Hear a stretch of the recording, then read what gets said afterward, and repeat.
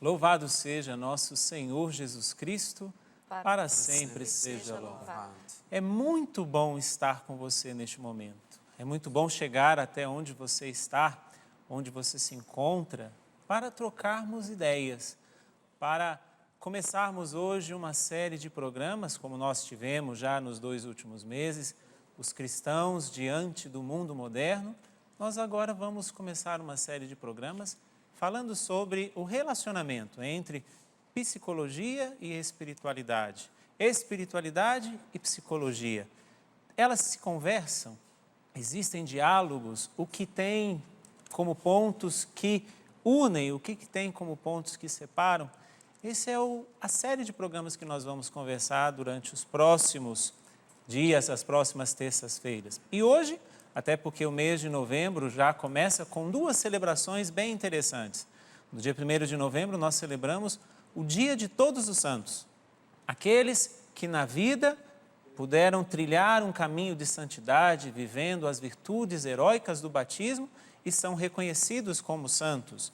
Não somente aqueles canonizados, mas também todo o povo de Deus que trilhou este caminho e hoje está contemplando a face de Deus. Isso no dia 1º de novembro.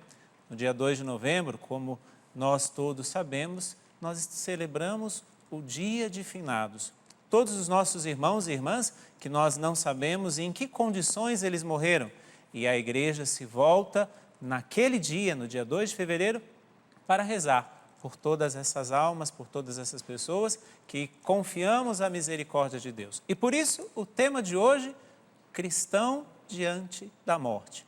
Como que nós, cristãos, nos deparamos com a morte? Quais são as respostas que nós podemos ter diante dessa certeza incerta? Certeza porque um dia chegará para todos nós. A incerteza porque não sabemos quando.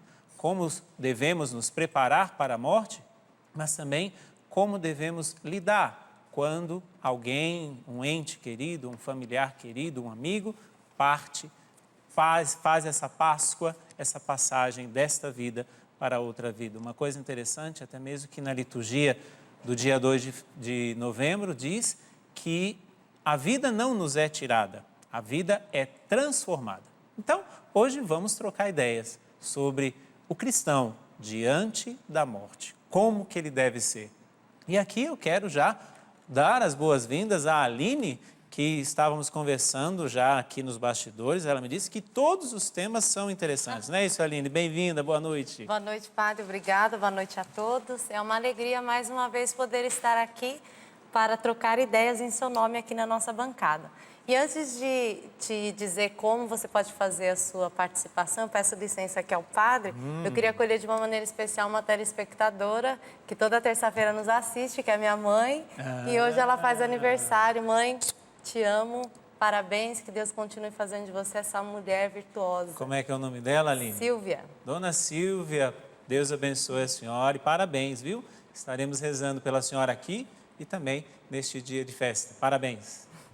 E você pode enviar a sua pergunta diante do tema que o padre já mencionou através do nosso e-mail, no trocandoideias@cançãonova.com, ou através também das nossas mídias sociais, facebook.com/trocandoideias ou pelo Twitter, @trocandoideias. Quanto maior número de informações você mencionar na sua pergunta, melhor os nossos convidados poderão responder. Se eu puder falar o seu nome, de onde você é, melhor ainda, né, padre? Que daí a sua cidade fica famosa também. Mas se não, só mencione que você prefere manter o sigilo e eu não digo o seu nome no ar.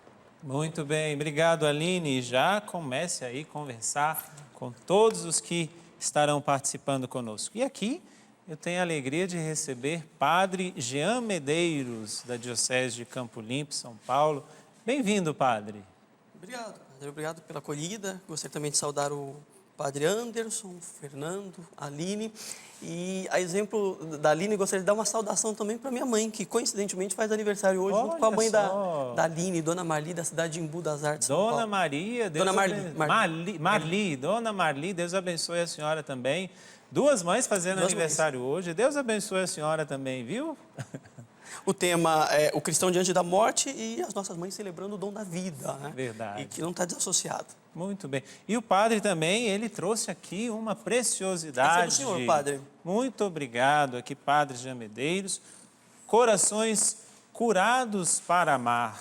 Padre, o que o senhor trata aqui, o que o senhor fala aqui? Esse está autografado para o senhor, né? Muito obrigado. O senhor aprofundasse aqui a leitura. Nasce no confessionário, padre. Esse tesouro que é a confissão, né? Eu inicio há 8 anos atrás o ministério e diante da necessidade de estar mais próximo das pessoas e aprofundar alguns temas, o direcionamento nas angústias, nos conflitos, de maneira natural nasce esse livro como ferramenta de fé e de direcionamento também.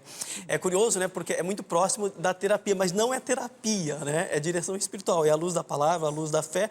E você fez a chamada, né, do programa e colocando sobre essa importância de dialogar a fé com a psicologia, e eu sou um defensor de que caminha junto, e enquanto igreja, enquanto sacerdote, nós precisamos dessa ciência, né, da psicologia, para nos ajudar nesse bem direcionamento do nosso povo. Muito bem. E este livro, padre, nós podemos encontrar onde também, aqueles que estão nos Todas as acompanhando? livrarias católicas, todas as livrarias do Brasil, sobretudo livrarias católicas, editora Petra. Muito bem, está aqui, esse já é meu, se você quiser você pode adquirir o seu, como o padre mesmo disse, em todas as livrarias católicas, em todas as livrarias do Brasil, pela editora Petra. Muito obrigado, padre, seja muito bem-vindo.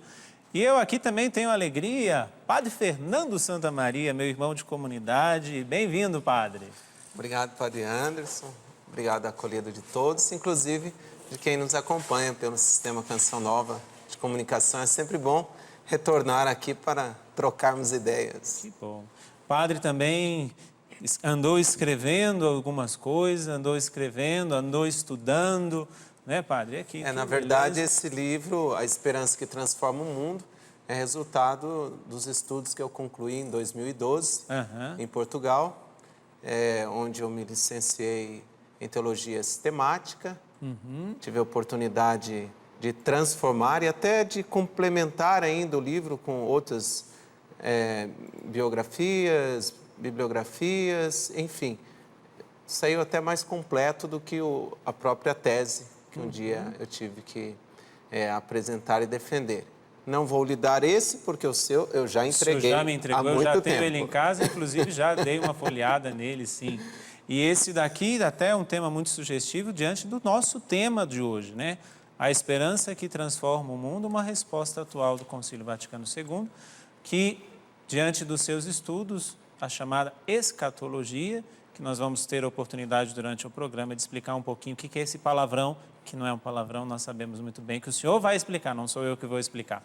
E este livro também você pode adquirir pelo nosso site, pelo portal da Canção Nova, ou ligar agora 0 operadora 12 3186 2600 ou loja.cançãonova.com. loja.cançãonova.com, este você adquire aqui. E o do Padre Jean, você adquire nas melhores livrarias do Brasil.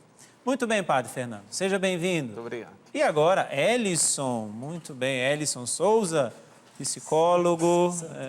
Santos, aqui colocaram Souza, Santos. Sim. O Elison, ele é especialista em análise existencial e logoterapia pela Pontifícia Universidade Católica do Paraná, autor também do livro Amar Faz Bem, é isso? E é pai, é esposo, e é o nosso amigo e está aqui também para falar conosco. Bem-vindo, Elison. Muito obrigado, padre. Sempre uma alegria estar aqui, né? Agradeço muito o convite, sempre quando eu venho. E também mandando um abraço aí aos amigos aí da internet, do Facebook, do Twitter aí, pessoal que quando a gente coloca que vem aqui, todo mundo participa, fica feliz, fala, vou assistir, não vou perder o programa. Acho, sempre complemento isso aqui, sempre afirmo isso aqui, padre. Acho que é um dos programas que realmente colaboram muito para a reflexão das pessoas, né? A gente precisa pensar, a gente precisa refletir. Quanto mais a gente reflete, quanto mais a gente escuta ideias diferentes, partilha, a gente cresce. E essa abertura é, sim, muito boa e eu acho, base também desse tema de hoje, né? Psicologia e espiritualidade são realidades humanas e elas, obviamente, precisam dialogar. Que bom. E eu já começo perguntando para você, já que nós estamos aqui. Ontem, claro, nós estamos ao vivo, hoje é dia 3 de novembro, mas o programa Também as pessoas vão poder acompanhar o programa em outros momentos, inclusive no nosso canal no YouTube. Mas ontem nós celebrávamos o Dia de Finados, né? Como que a pessoa, ela aos poucos vai superando? O que ela deve fazer para que aos poucos ela possa ir superando a dor de alguém amada que parte? Alguém que parte. E há um processo de luto necessário. Necessário por quê? Porque há um distanciamento. Aquela pessoa que eu amo estava aqui e de repente não está mais. E eu não a verei. Né? Então, esse processo, ele acontece. Eu não posso fugir desse processo. Quanto mais eu fujo e tento negar e tento encontrar fugas para viver esse processo, mais tempo ele leva. Eu jamais vou esquecer a pessoa que partiu. Jamais vai preencher um buraco. Por quê? Eu costumo dizer isso, as pessoas não passam por nossa vida. As pessoas entram, nunca mais elas saem. Morreu, mas está aqui. E lidar com isso é sempre um diálogo necessário. Então, quanto mais eu converso comigo mesmo, eu converso com a minha fé, com a minha espiritualidade, eu dialogo com essa presença, o que me resta do meu pai, da minha mãe, de algum ente querido que faleceu, o que me resta, o que fica de herança, que não são apenas as coisas. Quanto mais eu me apego às coisas, também mais difícil é superar a ausência. Então, é lógico que é todo um processo que precisa ser vivido e que leva tempo de acordo com cada pessoa. Precisa ser vivido. Isso é uma coisa muito interessante que você está dizendo, que hoje nós estamos num mundo, numa sociedade, e aí eu vou entrar aqui para falar com os padres, com os dois, porque nós estamos numa sociedade que quer fugir do sofrimento. Né? Até os nossos filhos, muitas vezes, nós não queremos mais levar para os funerais, né? Nós não queremos mais fazer as visitas no cemitério, porque nós estamos educando ou fomos educados numa sociedade que tem medo de sofrer. O que o senhor acha disso, Padre Fernando? Como que é o ponto de vista da igreja diante do sofrimento, das perdas? Porque o sofrer faz parte da vida humana. As perdas, seja a perda de um ente querido ou a perda de uma oportunidade, alguma coisa. O que nós, como pastores, o senhor como pastor, o senhor pode trazer diante dessa sociedade que quer fugir do sofrimento? E o cristianismo, o próprio Jesus vai dizer, quem quiser seguir-me, tome a sua cruz e siga-me. Exatamente. Para nós cristãos, o sofrimento é uma escola, né? Então, sofrer não tem como fugir dessa realidade, né? Desse mistério do sofrimento humano. Mas transformar o sofrimento, a dor, em aprendizado, em crescimento, em elemento de maturidade, isso é possível com a graça de Deus. Aí a centralidade, seja do sofrimento, seja da vida, ou seja da morte, para o cristão, precisa ser Jesus. Ele é a nossa esperança, Ele é a vida e Ele é o caminho para nós transformarmos, com a graça dEle, o sofrimento, toda a vida, todos os acontecimentos e também a morte que Ele quis assumir em força de transformação. Então, a igreja, ela não tem medo da morte, porque aquela morte, aquele sofrimento que pode causar a destruição de alguém, Jesus já assumiu e transformou. Então, para nós nos depararmos com uma sociedade feita de felicidades artificiais, né, de fugas constantes, e que não nos ajuda realmente, como o senhor citou, a assumirmos a cruz de cada dia. Então, diante de uma sociedade dessa e desses desequilíbrios, é o desafio, é um questionamento que ela faz a cada cristão. E você? Você também vai fugir da cruz, como nós? E você, o que você tem a dizer para mim, mais do que com palavras, como nós estamos tentando aqui, principalmente com a sua vida? Porque uma coisa é a gente pensar, teologizar, filosofar sobre a morte, o sofrimento, tudo isso é importante. Outra coisa é quando ela realmente bate à sua porta. Quando ela entra, quando invade. Por exemplo, eu perdi a minha irmã com 34 anos, em 2010, acompanhá-la em todo aquele sofrimento do câncer, o sofrimento da família, o sofrimento de todos aqueles que a amavam e continuam a amar, o meu sofrimento como irmão, antes mesmo de padre. Então, quando esses acontecimentos visitam a nossa família, a nossa pessoa, é uma grande oportunidade de tocar na essência do cristianismo, que é uma religião de vida. Muito bem, Padre. Padre Jean, e diante disso, o senhor trata aqui, como o senhor bem disse no seu livro, da direção espiritual. Com certeza, muitos dirigidos, ou aqueles que chegam até o Senhor, chegam também com essas perdas. Qual que é a postura de um cristão? Porque hoje nós temos uma gama de tentativas, como nós estamos dizendo, de massagens na própria consciência. Não, você não foi feito para sofrer, você foi feito para dar certo, você foi... Como que o cristão realmente ele deve encarar a morte? O Padre Fernando, ele coloca a visão cristã, né? Eu queria trazer para a visão pessoal, né? Eu, de maneira particular, tenho muita dificuldade com o sofrer, né? Eu vou relutando e brigando com Deus. Até costumo dizer que eu não tenho muita estrutura para sofrimento. Mas não consigo negar essa realidade e eu endosso a fala do padre, né? Todas as vezes que eu tive a oportunidade de experimentar o sofrimento, a perda, isso, além de me humanizar, né, isso me espiritualizou. É curiosa essa didática, né? Mas os momentos que eu mais cresci foi justamente a partir de experiência de cruz, né? Foi a partir de experiência de perda, de entender o meu significado enquanto ser humano, o meu papel em uma sociedade. Respondendo à tua questão, eu também vou naquela reflexão do Ellison, né? O tempo do luto, ele é necessário, ele precisa ser vivenciado. Quando chega essa demanda, que eu acredito que é um dos principais desafios do ser humano, lidar com a morte, né? Então, nos apresenta uma situação de desespero, porque, sobretudo, qual é a visão secular sobre a morte? Morte é final último, né? De uma peregrinação, de uma história, né? Para nós cristãos, não. É a passagem, por mais dolorosa, por mais difícil que seja, para algo maior e melhor, que é a ressurreição. Então, o que é que nós observamos na direção espiritual?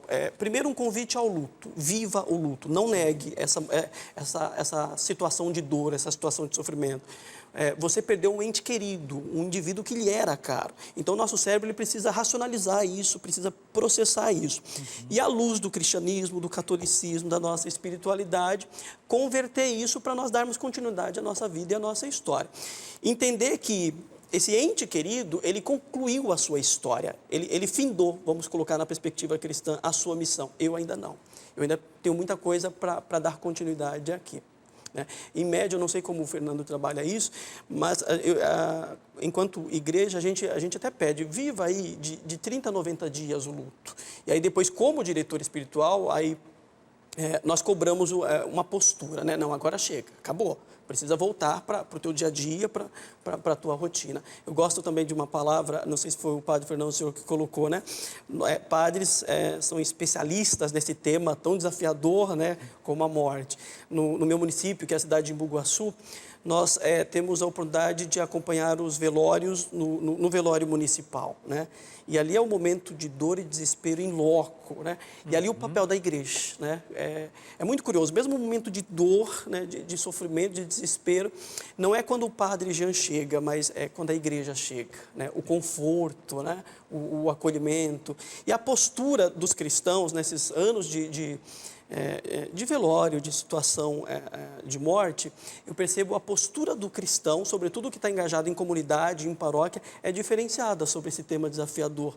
Não é uma situação de dor, de sofrimento, mas não de desespero. Né? E ao longo desses anos eu fui medindo o porquê. Quando nós vamos a um velório de uma pessoa que não é da comunidade, que não é de igreja, que não tem esse parâmetro fé, né? Daquele que é de comunidade. Não é um conformismo, mas é um entendimento que ali não é fim último, mas passagem para algo maior. E interessante isso que o senhor traz, e aí nós três vivemos essa experiência do ministério sacerdotal, ele acompanhar desde o batismo até as exéquias, Mas o senhor falou muito bem, não é o padre, é a igreja, né?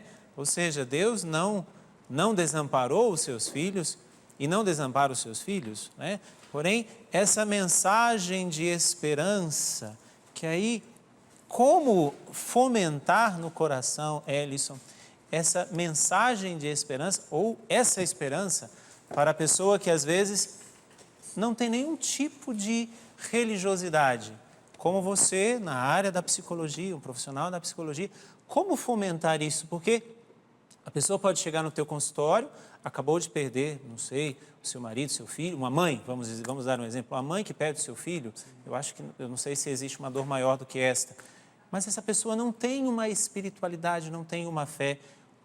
Qual que seriam os artifícios da psicologia para fazê-la enxergar essa esperança ou fazê-la sair dali, pelo menos, ou ajudá-la? Né? Como é que seria isso? Lançar mão da fenomenologia. O homem, o estudo da psicologia na fenomenologia é justamente isso, entender os fenômenos que acontecem na vida humana. A morte é, obviamente, um fato, assim como é o nascimento. Estar presente enquanto o outro parte me remete a alguns pedidos da vida. Por que eu não fui? Entendi. E, geralmente, a pergunta diante da morte de alguém querido é justamente aquele olhar para o céu e dizer por quê? Né? O desespero pode ser também o porquê. Por quê? Por que meu filho? Por que alguém?